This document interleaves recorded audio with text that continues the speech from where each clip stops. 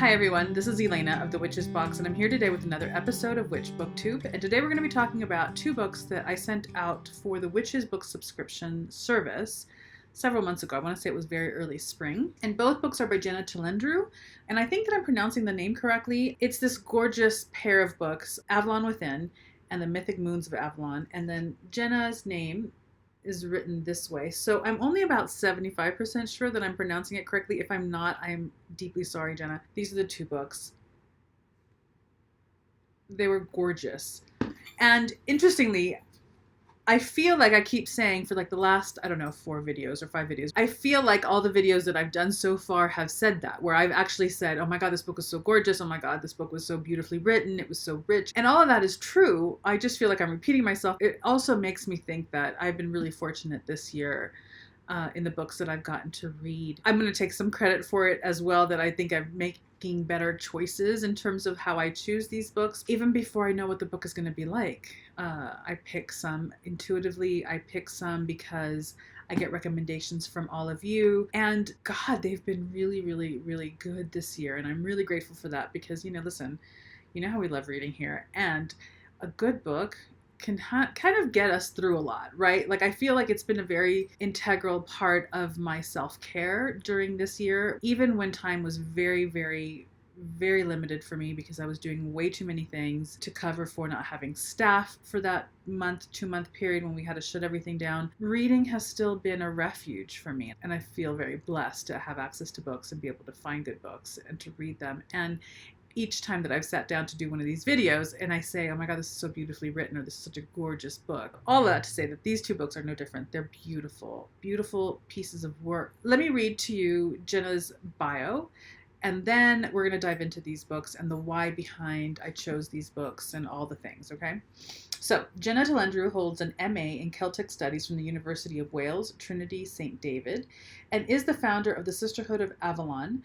Jhenah teaches 4-day residential training retreats around North America and the UK, and she facilitates pilgrimages to sacred sites in the British Isles and beyond.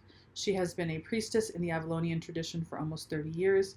You can visit Jhenah online at, and this we'll have this down below, but her website is ynysafallon.com. These two books I think I revealed to you all several book haul videos back. And we finally got a chance to put them into our book subscription. So for those of you who don't know, really quickly, we have our Witches Box subscription, but we also have the Witches Book subscription, where 2 books get sent to you every month.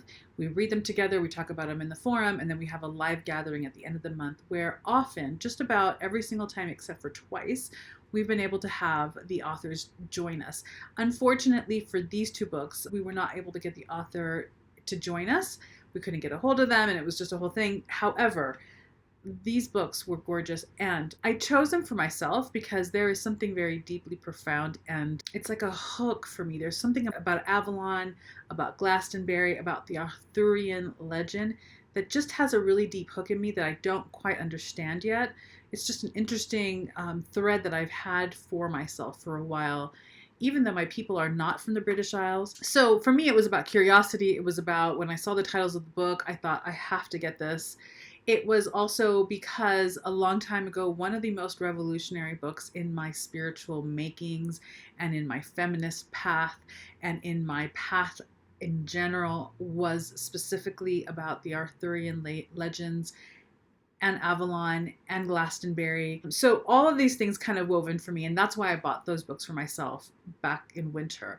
I also then chose them for our Witches Book subscription because I want to cover a variety of topics, yes, but the way that we're covering them is almost like a spiral in and of itself, where we spiral through different topics and then come back to center for something that is foundational, like working with the elements, which we talked about, I think, last week in the books that we put out, and then also touch on a variety of different, but specifically and intentionally chosen traditions. So throughout the course of our reading since last October, from October until now, we have been sending books out every month.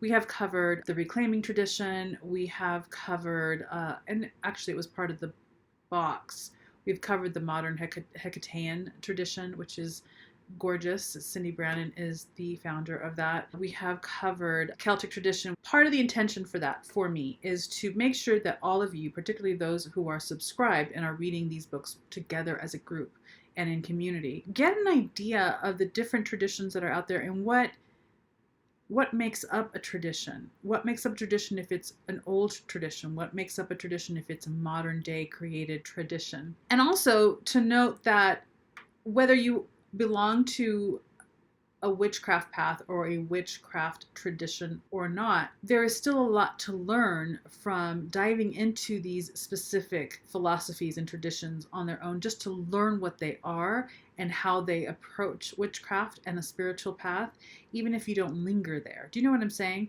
And so for me, it's been about both exposing people to different traditions in case they're looking for one and want to see which one resonates with them the most.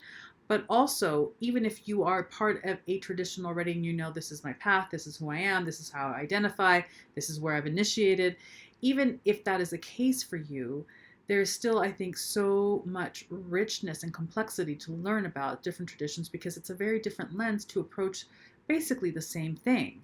So that was the reason for choosing these books. And the other reason for choosing these books is someone asked me a while back, like, what does it take to create a tradition? I guess really it doesn't take a whole lot.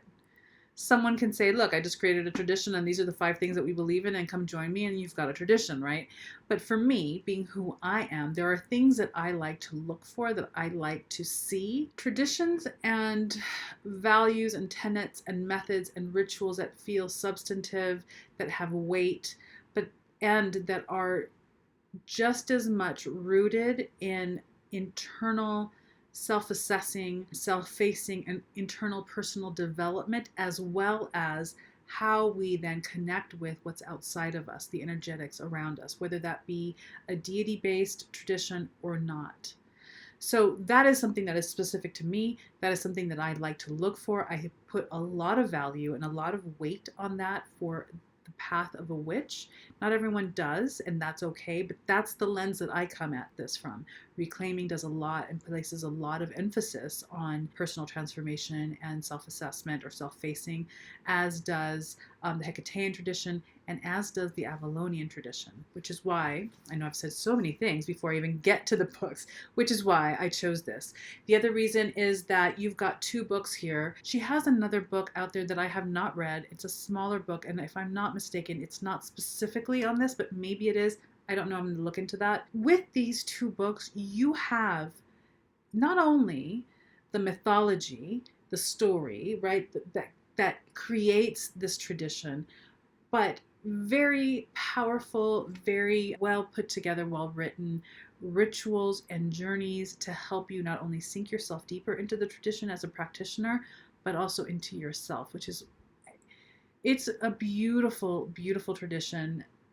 This book, and this is the one that I recommend that you read first, because it's a journey to Avalon, and you go through it's through the metaphor of seeds, but through different stations or paths that take you deeper and deeper and deeper into the practice, into the tradition, and into your own personal practice and transformation. And then this is taking so much of what you got from the first book, but also then working with botanicals and working with the lunar phases and working with the goddess deities that follow the cycles of the moon.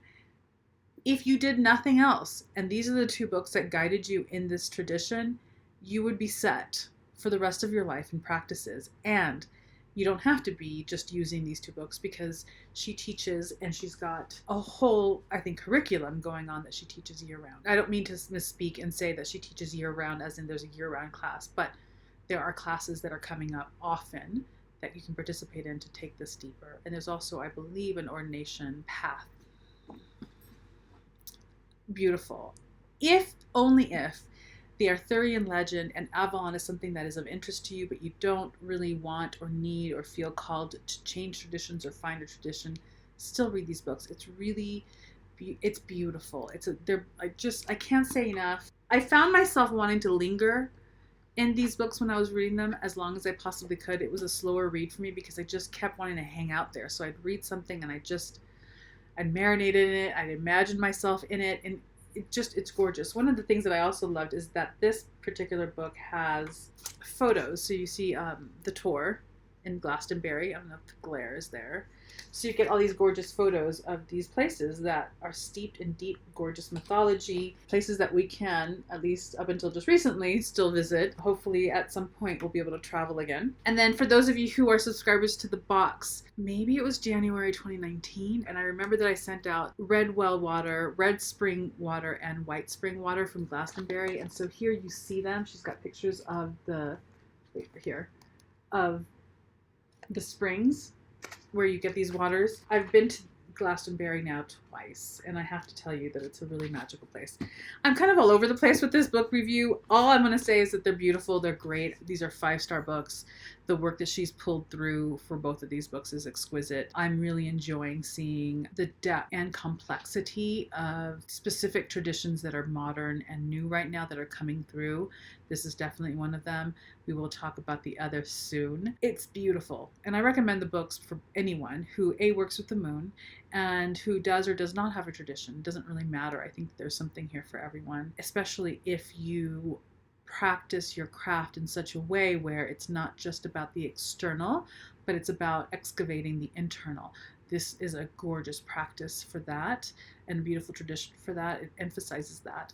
A lot of Jungian archetypal information, a lot of work with the deities and lore and mythology, which is beautiful. And there's a gorgeous rootedness to the land there, which is something else that I think is going to come up in conversation more and more, which is the land that we are on necessarily informs what we practice and how we practice. And there's something very intimate there that is available for all of us to explore through different traditional lenses, but that's not the topic of this particular video. So at some point we'll talk about that. But these are the 2 books. Beautiful. I give them both 5 stars. I highly recommend them. Grab them. They're gorgeous. We'll have links to this below. We'll have links to both of our subscriptions below and all the other things. You know what to do. Subscribe, give a thumbs up, leave a comment if you've read these books. If you're part of this tradition, I'd love to hear from you as well. It's a really remarkable tradition that I think more people should explore. There'll be another video next week. Soon we'll have another book giveaway, so stay tuned. Just keep an eye out. Make sure to subscribe so that you can make sure to see when that comes up. Other than that, I wish you all a wonderful week. Take care.